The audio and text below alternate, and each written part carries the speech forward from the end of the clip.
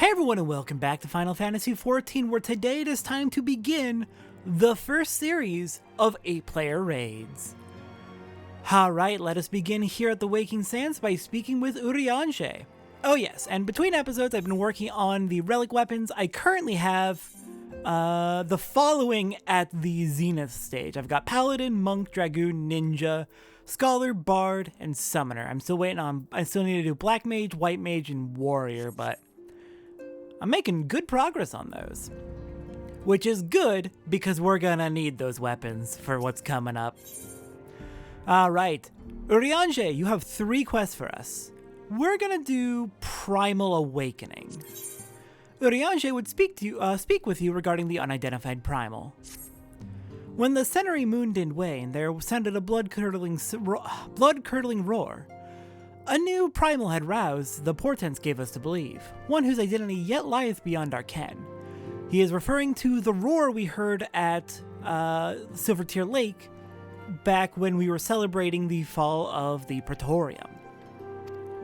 By thy hand, 3 Primals have since been vanquished. As each returned to the ether, 'twas observed that tremors foreshadowing this 4th grew in strength and frequency both. The being doth quicken, and in time it shall become a scourge upon the land. Yet even as we pondered a course of action, a benevolent soul did arise, one who would forestall this threat. Though she be tender in years, she is true of heart and steadfast of resolve. She would solicit thine aid if thou art willing to proffer it. Lest thou wonder, this maiden is of our order. Thus did the antecedent straightways consent that thou shouldst assist her howsoever thou mayest. Urianger, I love you. I love and respect that you are very autistic coded, and you're the type of autistic who's just really into the hyperverbal language, and you really like this fancy romantic language. It is so hard to read your dialogue. I'm so sorry. I love you. I relate to you. I appreciate you. It is so hard to read your dialogue. As soon as thou art able, hie thee to Wineport, where thy petitioner doth await thee even now. Thou shalt for a certainty find her visage strikingly familiar. Alright then, on to Wineport. Oh yes, and something worth pointing out. Recently I started doing the hunt. I introduced that a couple of episodes ago.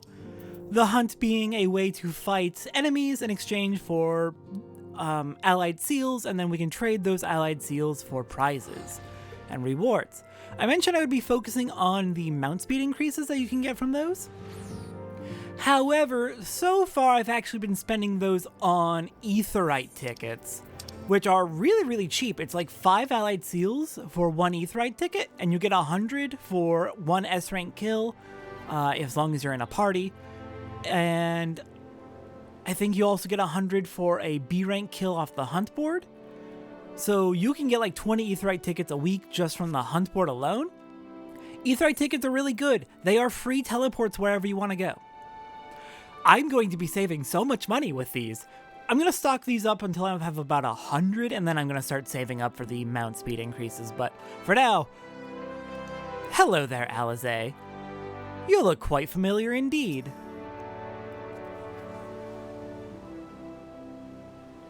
It has been a while, adventure. As I recall, my brother Alphino took the liberty of introducing us when first and last we met. Hold on, Alize. That was not the first time we met. We actually met on the carriage in episode 1. But you were asleep for that, so fair enough. But for the sake of propriety, Alize Levier, I thank you for coming. I have heard much and more of your exploits. By your hand, the Black Wolf is slain and his ultima weapon destroyed. You are possessed of great strength and courage, that much is plain. I shall have need of one such as you if I am to see my mission through to its conclusion. As you may be aware, the violence of Dalamud's fall changed not only the face of the realm, but also the base of the realm. Specifically, it played havoc with the etheric currents, creating vast confluences of ether below the surface. Among other phenomena, this led to the formation of subterranean caverns at key points of stress. One such cavern lies beneath Castrum Occidens and extends to only the gods know where. Despite appearances, Castrum Occidens is as much a research facility as it is a fortress. Gaius van Baelsart chose the site for no other reason than to probe the caverns without interference. As you went about vanquishing the returned primals, I observed a repeating wave pattern in the ether, corresponding exactly to the dates on which you were reported to have felled Ifrit, Titan, and Garuda. Upon closer examination, it became clear that these unique waveforms emanated from deep beneath the aforementioned stronghold. Crucially, I recorded the same pattern during the recent celebrations, and have since been given to understand that this phenomenon bears a disquieting similarity to one observed shortly prior to the Calamity. 5 years ago, my grandfather invoked the power of the 12 that he might contain Bahamut. Alas, his efforts failed and he vanished, together with his foe. I would know the truth of what transpired that day, of grandfather's fate, and of the metamorphoses that swept across the land. In casting light upon these mysteries, we will find a way to cure what ails this world. It is my belief that the answers I seek lie hid within the depths of the cavern. I would have you accompany me on an expedition to find them, Satora. If truth be told, I am not wont to rely upon others, and have thus far handled matters alone. Yet I am not blind to my limitations. Unescorted, I cannot hope to succeed in this endeavor. I swore that I would find a way to restore peace to Eorzea. If you desire the self-same, then aid me as you aided my brother and the Scions. I am in your debt. You are a woman of action, and I sense that we will accomplish much together. But let's not waste any more time. As I mentioned, Castrum Occident straddles the cavern I wish to explore. If I am to have a hope of reaching it alive, I will need you to infiltrate the stronghold first and locate a path into the depths. Once you have done so, pray report your success to Storm Private Jabroka. You may consider her my assistant here in Wineport. I have every faith that you will not fail me. 12 speed your way, Satora. Alright then. So, these first 8-player raids are very, very different from the 8-player raids we'll see in the later expansions. The Binding Coils of Bahamut, as they are called, are infamously difficult.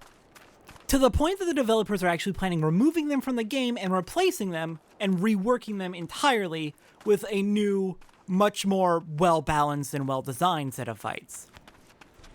Originally, when A Realm Reborn first came out, it was intended that the 8-player raids, which come out in the 0.0, 0.2, and 0.4 patches, it was intended that these raids would be the hard version raids, the really, really difficult raids that the top-end players would do, while the 24-player raids that release in the 0.1, 0.3, and 0.5 patches would be the easier raids that everyone can do much more, well, easily. However, the 8-player raids, especially the Binding Coils of Bahamut, end up having quite a bit of story importance and relevance, and making them the difficult raids meant that a lot of people missed out on very important parts of the story. I hope that someday they do have the time to rework the Binding Coils and make them actually be good. But for now, these are rather difficult. Rather difficult raids. So I'm going to be needing my best friends, my strongest allies, to help me get through here. For the vast majority of people, I would recommend, one, that you do the Binding Coils while you're doing the A Realm Reborn patch quest. I do recommend it because the story and lore it adds is important. However, I would recommend you cheat. That is, in fact, the recommended strategy. I think even the developers are on board with people effectively cheating to get through this. And by cheating, I mean you should probably get a party finder going and recruit people who are level 90, even level 80, and run through the Binding Coils with unsync settings on, which you can find in the duty finder here. By doing unsync or unrestricted party, you can go through with whatever level, whatever strength you want. You can go in with level 90 party members who will just absolutely steamroll the fights and make it trivial for you so you can get through and at least see the story. Because these raids are so difficult, they also do not show up in any of the roulettes in the duty finder. So the only way outside of party finder and getting a party together in order to do these is to hope that enough people just happen to be queued up for the coils specifically, which is not likely to happen because no one runs these outside of Party Finder, Unsynced, because they're bad. Alright then, well, we found the entrance to the Binding Coils. Giant shard of Dalamud landed right here. The entrance is below. Now that we know the route, let's return to Alizé and let her know. Well, I guess we're reporting to Jabroka, her accomplice in this. Letting them know so we can head on in and investigate the coils. Alright, back to Wineport. It's not too far. God, why does the Adamantoise spin like this? It's so silly. Why?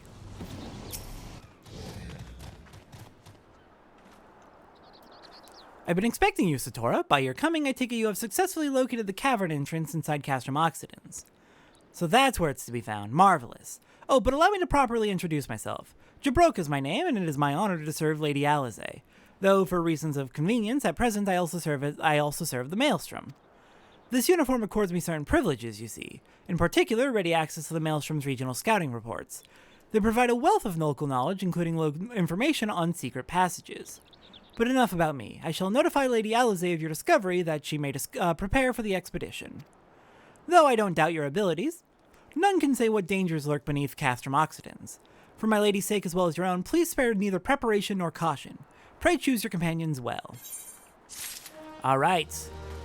Duty Finder is updated with the first 5 turns of the Binding Coils of Bahamut.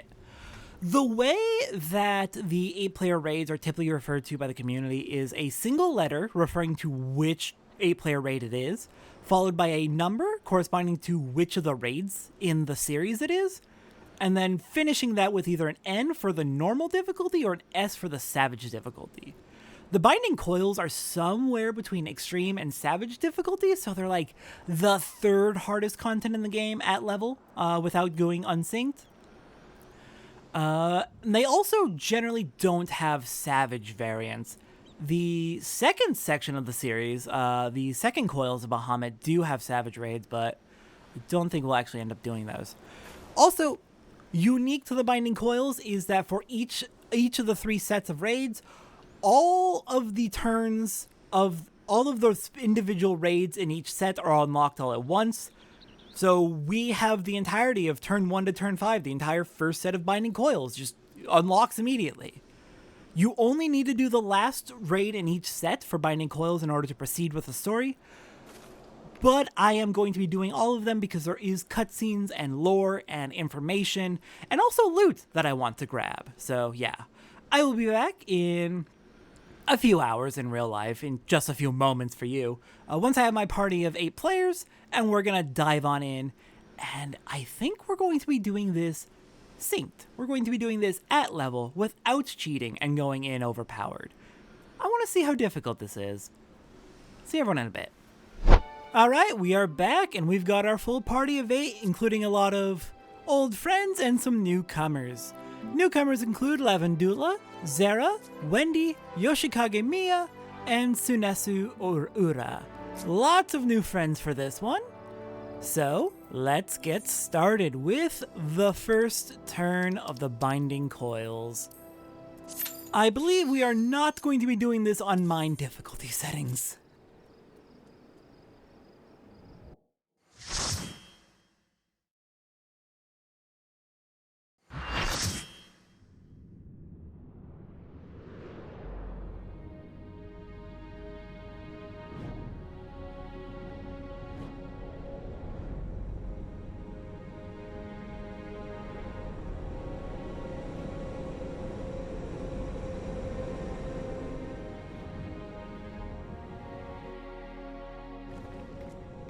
Alright, let's do this. Going in as Bard for this first one.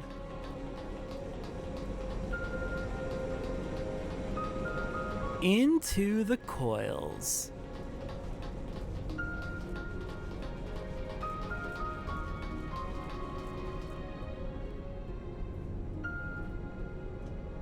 The scars left by the Calamity. I can scarce breathe for the surfeit of ether. Tell me, have you ever seen corrupted crystals such as these? Such crystals manifested across the realm when the course of the great river of ether was irrevocably altered 5 years ago. Behold one of the objects that caused the alteration, a fragment of the lesser moon, Dalamud. Ancient Dalag created Dalamud, or Meteor to use the Garlean name, to serve as a celestial prison for Bahamut. Its fall inflicted grievous wounds upon the land, wounds that have yet to heal, as is evident from the corrupted crystals.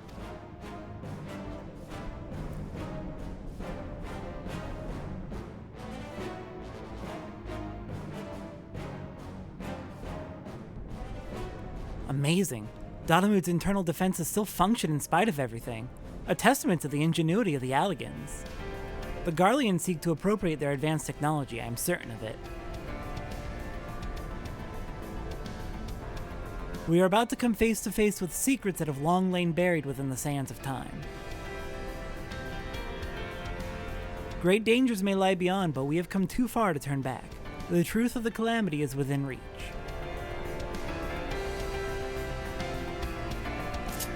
Okay. Looks like people were waiting for me. Awesome, thank you. Let's begin. It is really impressive that Allagan technology is still functioning. Not only thousands of years later after they built Dalamud, but after it came crashing into the ground as well. Okay, we are doing a full pre-fight setup. There are some jobs that do have a full 15-second wind-up before they're ready for the fight to actually begin, which is wild to me. I think it's primarily like Dancer, which we'll get to eventually.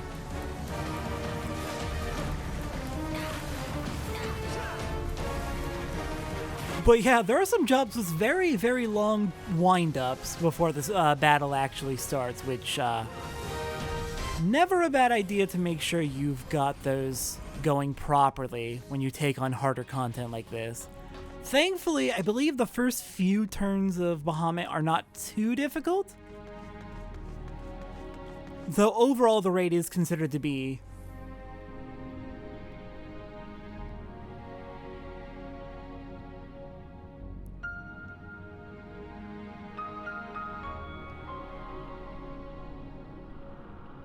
Gods preserve! Dark wings that would engulf the very heavens. These could only belong to Bahamut, the Primal who laid Eorzea to waste 5 years ago. At Cartano, my grandfather sought to imprison Bahamut anew by invoking the power of the 12. Alas, the Dreadworm proved too powerful, and he soon broke free of his confines. Yet, instead of resuming the destruction he had begun, Bahamut vanished. With her too, no one knew. Until this day. But I do not understand. If Bahamut is truly a primal, how is it that he retains his physical form? Did Grandfather defeat him, or is there some other explanation? We must press on if we are to learn the truth.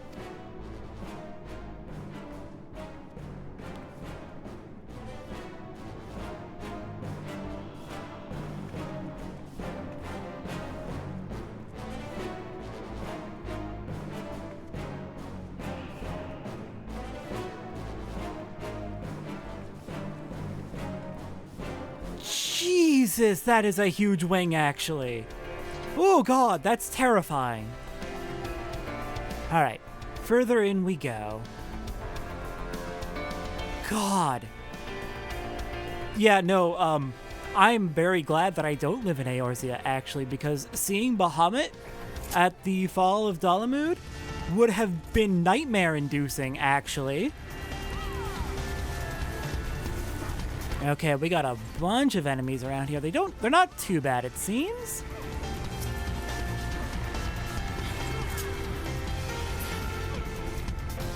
Oh, and this is a really good mix of answers. Oh, good.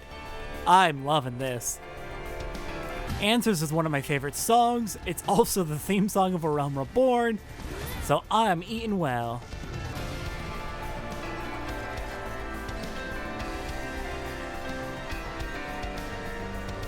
Okay, we can go that way. Looks like that side path with the pelican's completely optional, but we fought it anyway. Oh, I got bonked. My bad. But yeah, as I was saying when we were heading in, we're not doing mine settings. Bahamut, while this first turn is not too difficult at all, as you can tell, the later turns do get very, very difficult. It's generally considered somewhere between extreme tier and savage tier, with savage tier being the second hardest content in the game. So this is going to be very difficult content to do. So I'm going to give us a little bit of a break by not having mine settings. Okay, I don't see any treasures over here. It's possible that the only treasure chests are at the end of this turn. This is also very different from how later raids are going to go. Eventually, 8-player raids are going to settle on just being solo boss fights in a single arena without these lead-up enemies. But for the A Realm Reborn 8-player raids and even the Heavensward 8-player raids, they're going to have little mini dungeons leading up to the boss. But this is not the current norm for Final Fantasy XIV. I do kind of want to grab this map. Okay, good. And that's a dead end, so I'm just going to leave it be. There's no loot, I believe. So let's catch up. Take care of the golem. The barrier dissipates. And we've mapped the realm.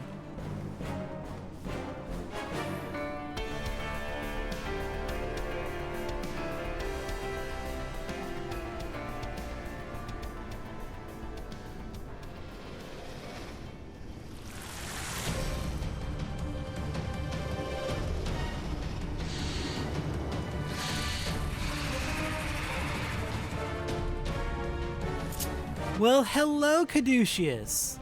A giant snake boss. Alright, let's do this. We ready?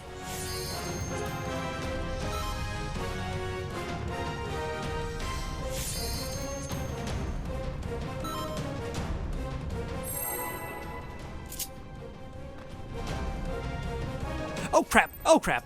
I did not mean to hit early. Oops. I didn't think an auto attack would actually go off. I slip off the edge like a fool and accidentally start the fight. Good job, me. Okay, let's give everyone a battle voice. And Caduceus is eventually going to have a mechanic where when it gets low enough on health, oh, here we go. Right now, it's gonna split in two. It's gonna split into two snakes. So we're gonna have to kill both. All right, here, let me get over to that one.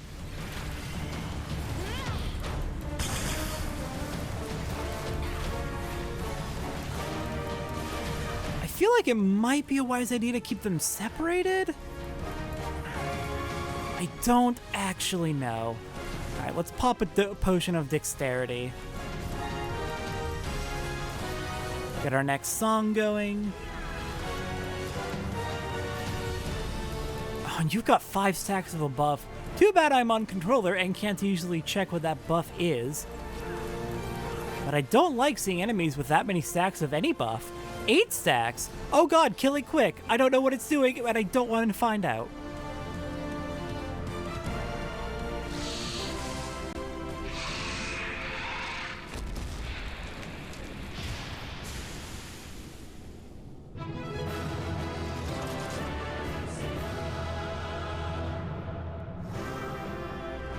And there we are. That is the first turn down. Let's see. Let's grab that choker. Grab that, because that's going to be useful for crafting. I'll try and grab these. They're for completely optional crafting that I don't think I intend to do. Alright, didn't get lucky on those. Oh well, that's fine. At least I got one of the accessories. Alright, let's see. Next up, for the next turn, I'm going to be going as a monk. Once Wendy's back out, there we go. Let's go ahead and queue up for the second turn.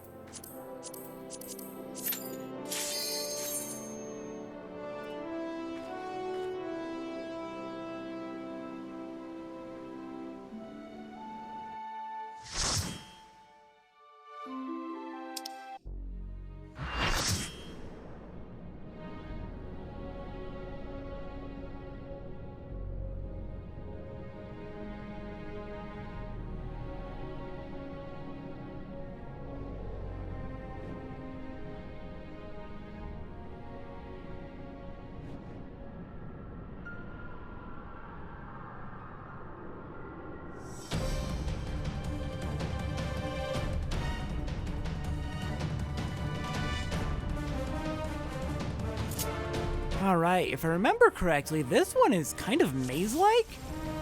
The first turn is the only one I've ever done synced. The rest of these I've done unsynced on my own? So I don't remember what you're actually supposed to do with this one. I remember it being some sort of a maze, where we have to figure out the correct path to get through here.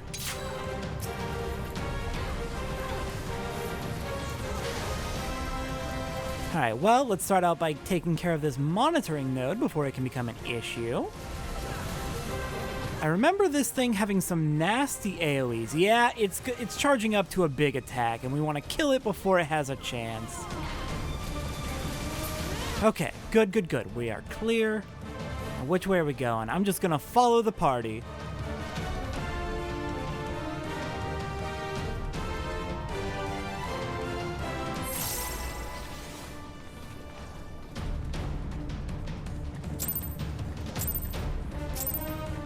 Okay, looks like this one's just going to be a defense node.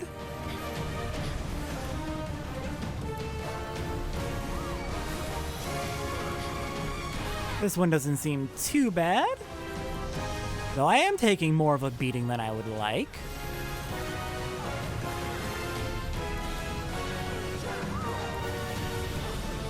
Oh, never mind. It's not the individual enemies that are charging up. It is the actual arena. Lovely. I love that. Which means we probably have a freaking tight time limit before everything goes to hell. Okay, looks like we're fighting you.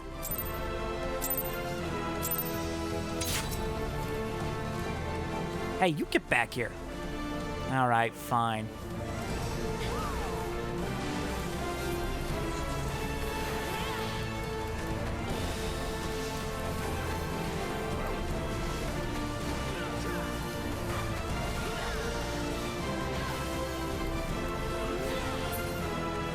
Okay, another room down. How much longer do we have until that charge is complete? I think we have enough time.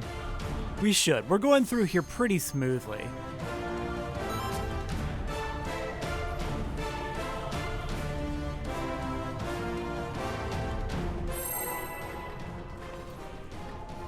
And now we're fighting a full ADS. Is it an Allegan defense system? Is that what that's short for?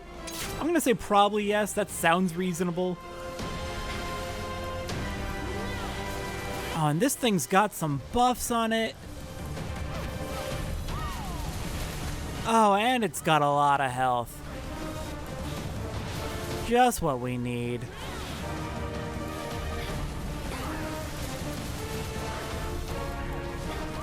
Oh, and it brought out support nodes. Right, okay, they died real fast. That's good. Makes our life easier for sure. This is allegedly the same enemy we fought in the previous dungeon that died really quickly, but this thing's got a lot more health. Or maybe it's just those buffs making it a lot stronger and more durable.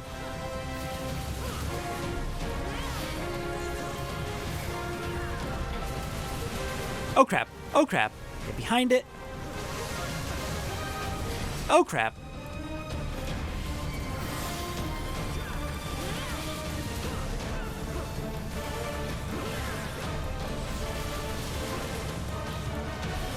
All right, we hung in there.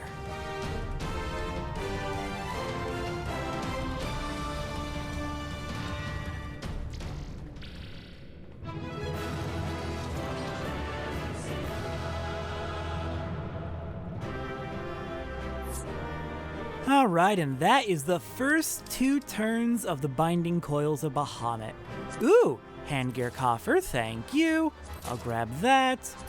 I'll just greed these, don't really need them so much. And handgear. Yeah, we'll grab another handgear. Oh. Okay, fine, be like that. Where's the exit? Is it down here? I think it's down here. Alright, further in we go.